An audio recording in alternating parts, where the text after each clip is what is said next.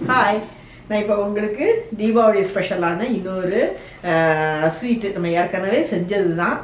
குலோப் ஜாமுன் செய்ய போகிறோம். குலோப் ஜாமுன் நான் ஏற்கனவே கோவாவில் செஞ்சுருக்கேன். இப்போ வந்து நிறைய பேர் கேட்டிருக்கிறாங்க, எங்கள் ஊரில் கோவா கிடைக்காது அப்படின்னா மில்க் பவுடர் கிடைக்கும், அதில் செய்யலாமான்னு கேட்குறேன். தாராளமாக செய்யலாம். கோவாங்கிறது வந்து பாலை வந்து சுண்ட காய்ச்சினது, மில்க் பவுடருங்கிறது வந்து இதாக்குனது பவுடர். நம்ம இன்க்ரீடியன்ஸ் முதல்ல இது வந்து மில்க் பவுடர் 200 கிராம் பாக்கெட்டில் மில்க் பவுடர் வாங்கினது. சரியா? இதை வாங்கினீங்கன்னா நமக்கு வந்து வழக்கமாக செய்கிற அளவு குவான்டிட்டி இருக்கும். ஒரு 50 குலோப் ஜாமுன் அந்த மாதிரி இருக்கும். சரி, ஓகே. இதுக்கு வந்து இது கோவாவை ஆக்குறதுக்கு பால். இதை போட்டு பிணைஞ்சிட்டு இந்த 200 கிராம் கோவாவுக்கு வந்து எவ்வளவு மைதா மாவு? நான் வந்து 75 கிராம் சொன்னேன். இவா வந்து நான் ஸ்பூன் எடுத்துக்கோங்க, ஏன்னா எனக்கு வந்து கையில ஒட்டாம பிடிக்க வரணும். அதுதான் வந்து குலோப் ஜாமுனுக்கு பக்குவம். பிசு பிசுன்னு ஆயிடக்கூடாது, ரொம்ப ஓவர திக் ஆயிடக்கூடாது. இந்த இதை பார்த்து, அதனால நான் வந்து பார்த்து எடுத்துக்க போறேன், பார்த்து எடுத்துக்கிட்ட போறேன். ஆனா நான் அந்த டேபிள் ஸ்பூன் வச்சிருக்கேன். ஸோ அதனால எவ்வளவு டேபிள் ஸ்பூன் போடுறாங்க ரொம்ப கம்மியா போட்டு வெறும் பாலா பண்ணிடக்கூடாது, அது பண்ணிடக்கூடாது. அதனால மைதா மாவும் எடுத்து வச்சிருக்கேன். நான் பார்த்து பிணைகிறேன்.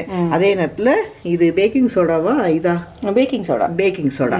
ஏன்னா இது வந்து கொஞ்சம் ஹார்டா இருக்குமோன்னு எனக்கு ஒரு டவுட்டா இருக்கு, அதனால பேக்கிங் சோடா போட போறேன்.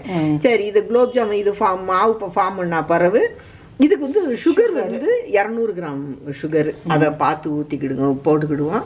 இது வந்து நெய்யும் எண்ணெயும் போட்டு நம்ம வறுக்க போகிறோம். இப்போ சிரப்புக்கு தண்ணி பிரித்து போட்டாச்சு. இதில் வந்து வேணுங்கிற அளவுக்கு சோடா உப்பு போட்டுக்கிடுவோம், கொஞ்சமாக போட்டுக்கிடுவோம். நான் கொஞ்சம் இதெல்லாம் ப்ரிஃபர் பண்ண மாட்டேன், இருந்தால் கூட இது நல்லா இது பண்ணிட்டு ஸ்ட்ரைட்டாகவே பால் அது பண்ணி. ஆமாம் ஆமாம் ஆமாம். இரு நீ ஒன்றும் செய்யலை. நான் செய்யலை, எனக்கு கேமரா தெரியறதுக்காக. அதுக்கப்புறம் தான் மைதா மாவு போட்டு ஆட் பண்ண போறீங்களா? எனக்கு இந்த ப்ரொசீஜர்லாம் தெரியாது. எங்களுக்கு கோவா கிடைக்கும், எப்பயுமே கிடைக்குங்கிறது. அம்மா போனோட கார்த்திகை தீபாவளிக்கு குலோப் ஜாமுன் செய்யணும்னு சொல்லிட்டு என்கிட்ட இருந்தது, மில்க் பவுடர் இருந்தது. அவசர அவசரமாக செஞ்சேன். இப்போ கொஞ்சம் குழைய ஆரம்பிக்கிற மாதிரி தெரியுதுல்ல, நேரம் வந்து பார்த்தோம்னா கோவா ரெடி ஆயிரும்.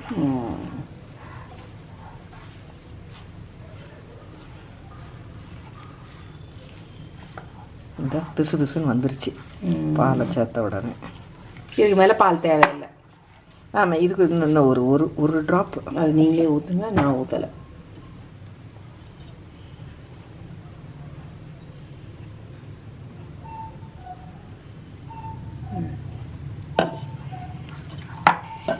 அதனால மைதா மாவு கொள்ளும்.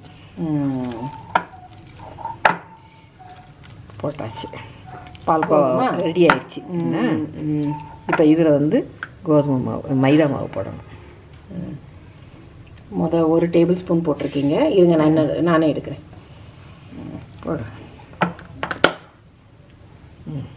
2 டேபிள் ஸ்பூனு போட்டுறவா? இன்னும் இரு.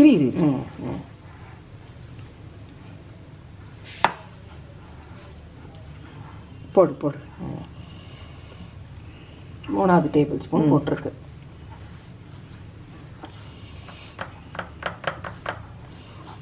கொஞ்சம் நிப்பாட்டி வச்சுட்டு. சரி, ஓகே.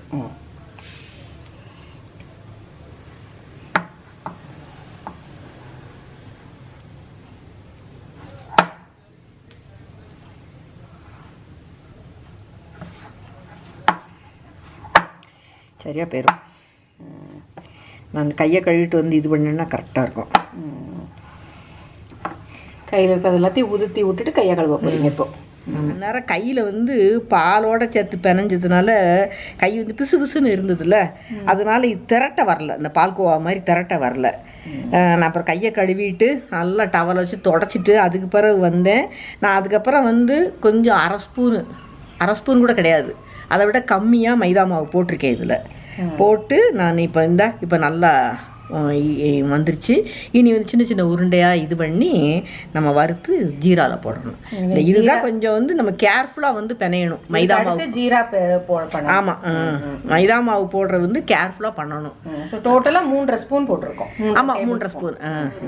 மில்க் பவுடருக்கு வந்து நான் 1 கப்பு மெஷர்மெண்ட்டில் இது எடுத்திருக்கேன், சுகர் எடுத்திருக்கேன். சரியா? 1 கப் இல்லை, 3/4 கப் எடுத்து. 3/4 கப் தண்ணி அவ்வளோ ஊற்றினா போதும். இனி உங்களுக்கு தெரியும் இது வந்து அந்த யூஷுவல் இதுதான். ஆமாம், இது கொதிக்கணும்.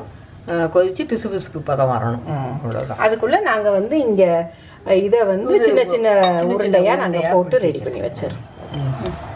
நல்லா சிறப்பு ரெடி ஆயிடுச்சு.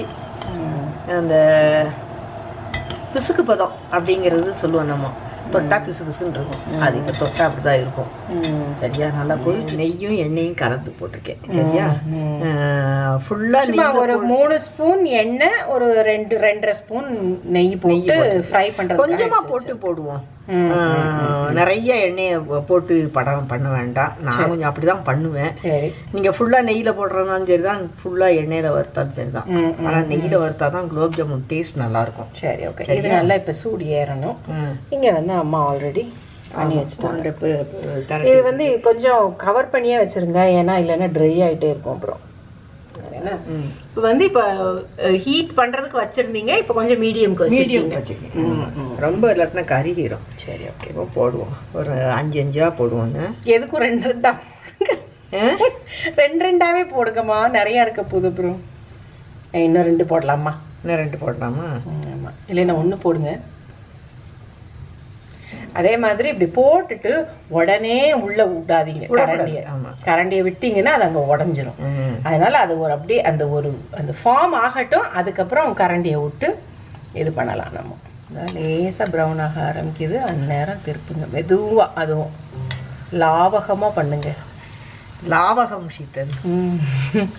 நானும் எங்கள் அம்மாவும் இப்போ வந்து கொஞ்சம் நிறையா வந்து தெரியாத வேர்ட்ஸை யூஸ் பண்ணுவேன். அதனால எங்கள் 2 பேருக்கு போட்டி. இப்போ யார் நிறைய அந்த வேர்ட்ஸ் யூஸ் பண்ண. இதுக்கு ஷீத்தலுக்கு மீனிங்கே தெரியாது. நான் அவளை ஹலோ, நான் இப்போ லாவகம் கரெக்டாக தானே யூஸ் பண்ணியிருக்கேன். அவளை கவுத்துறதுன்னு அவளுக்கு தெரியாத வார்த்தையை போட்டோம்னா அப்படின்னு என்ன அப்படின்னு கேட்பா. அப்படிலாம் கேட்க வேணாம், புரிஞ்சிருவோம் எங்களுக்கும். ஹலோ, நமக்கு என்ன வயசு என்ன, 18. இது நல்லா சாஃப்டாக இருக்கும் போகிற சீத்தல், புஸ்ஸு வந்துருக்கு. சரி, இப்படி ஒரு நிமிஷம். இப்ப அம்மா வந்து இப்ப வந்து சாஃப்டா வரும் போல சீத்தல் அப்படின்னு சொல்றாங்கல்ல. இது வந்து அம்மா வந்து புதுசா இன்னைக்கு தான் பண்றாங்கிறதுக்கு அர்த்தம் கிடையாது. அதாவது எப்பயுமே என்னைக்குமே எந்த சமையலா இருந்தாலும், அது சாம்பார் வச்சு வெறும் பொரியல் வைக்கிறாங்கன்னா கூட அம்மா வந்து இன்னைக்கு நல்லா வரும் போல அப்படின்னு நினைச்சுக்கிட்டே பண்ணுவோம். அம்மா மட்டும் கிடையாது, நானும் அப்படிதான். அது செய்யும் போது அதுல ஒரு இன்வால்வ்மெண்ட், ஒரு நம்ம இன்னைக்கு சாப்பிட்றது வந்து நல்லா சாப்பிடணுமே, வந்திருக்கிறவங்களுக்கு நம்ம வீட்டுக்காரர் வந்து நல்லா இருக்குன்னு சொல்லணுமே அப்படிங்கிற அந்த எக்ஸாம் எழுதிட்டு வந்த ஸ்டூடெண்ட் மனநிலை வந்து எப்பயுமே இருக்கும் எங்களுக்குலாம். அதுலயும் ஏதாச்சும் பலகாரம் பண்றோம்னா கண்டிப்பா வந்துடும் அந்த இது. இந்த முதல் தடவை மில்க் பவுடர்ல அதை செஞ்சு பார்க்கும்போது கொஞ்சம் வந்து நல்லா நம்ம குலோப் ஜாமுன் எவ்வளோ சாஃப்டா இருக்கும் அப்படி இல்லாம இருந்தது.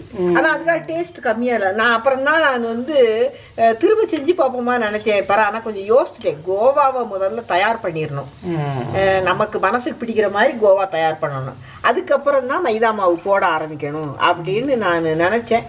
அதனாலதான் இன்னைக்கு அதை வந்து இதே மாதிரி மற்றது எல்லாத்தையும் போட்டு எடுக்கணும். எல்லாரும் ரொம்ப நாளாக கேட்டுக்கிட்டு இருந்த இதை வந்து ஆண்டி இப்போ தான் செஞ்சு காமிச்சிருக்கேன். மில்க் பவுடரில் குலோப் ஜாமுன் சூப்பராக வந்திருக்கு. நமக்கு வந்து மில்கை வந்து பவுடரில் வந்து பாலை மிக்ஸ் பண்ணி கோவா தயாரிக்கிறது மட்டும்தான் கஷ்டம். கஷ்டம்னா என்ன, நிதானமாக செய்யணும். அவ்வளோ கஷ்டம்லாம் கிடையாது, நிதானமாக செய்யணும். கொஞ்சம் கொஞ்சமாக ஒரு ட்ராப்பாக விட்டு. மற்றபடினா ஆஸ் யூஷுவல் நம்ம குலோப் ஜாமுன் நமக்கு நல்லா செய்ய தெரியும்.